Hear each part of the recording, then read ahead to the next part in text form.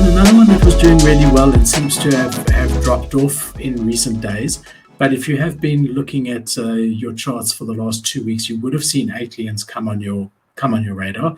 I was sort of, considering not covering them because of how they've dropped recently. But I thought let's give them a bit of a shout out. I mean, to have done this amount of volume in this market, 5,100 Ethereum, is absolutely incredible.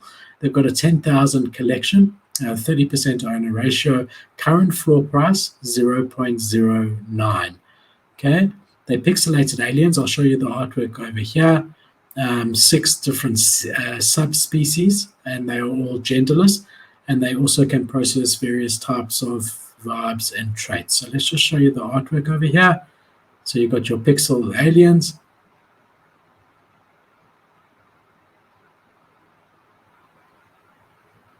I would like to see more traits, to be honest. So if you look here, this guy, just looking off the floor, these two next to each other, it's hard to distinguish them. And that's always something that having a lot more traits helps you with. You don't really want them next to each other all looking the same.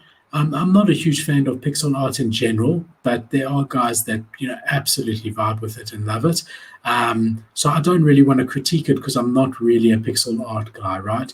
The notable thing about these guys is that they launched with a 0% royalty on secondary sales, and they've helped to spark the conversations that we've been seeing had, where people are now saying, does it not make more sense to maybe reserve 1,000 of a 10,000 collection for the team and do away with secondary royalties altogether?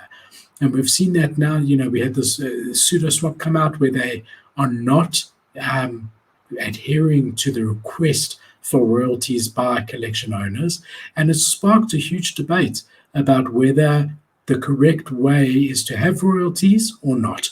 On the one side, you want royalties because it's secondary income that can come into let's just say, a real project that wants to build. They do need funds. If they've got a team, they need to pay salaries. If they've got future plans, they need to invest in those future plans, tech for their website and whatever they want to roll out. So to one side, they need secondary royalties in order to achieve their roadmap.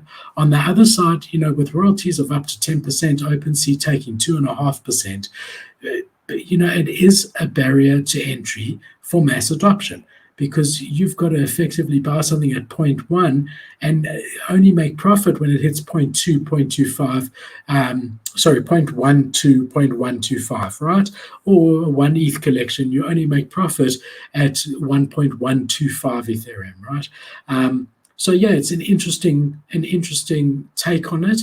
And good for them for launching a collection that does that. You can see here it really the volume has tapered off. I mean, there was still 240 sales today, but every day it's coming down, it's decreasing. So yesterday was 276, day before was 474, the day before 642, 988, 2,900, 1,300, 5,300. And at the height, they were sitting at half an Ethereum, right?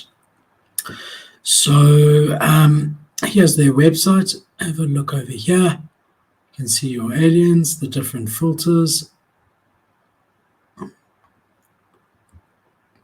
not going to read through all of this, but it's all here for you if you are interested in the project. I just want to jump on their Twitter. There's 21,000 followers, joined in January 2022.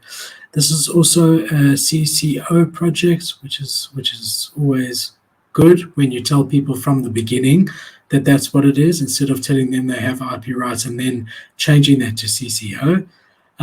Yeah, guys, so credit where credit due. These guys have tried something new, no royalties, done a huge amount of volume in a bear market, and it's one that I did want to cover just to congratulate them on what they have achieved.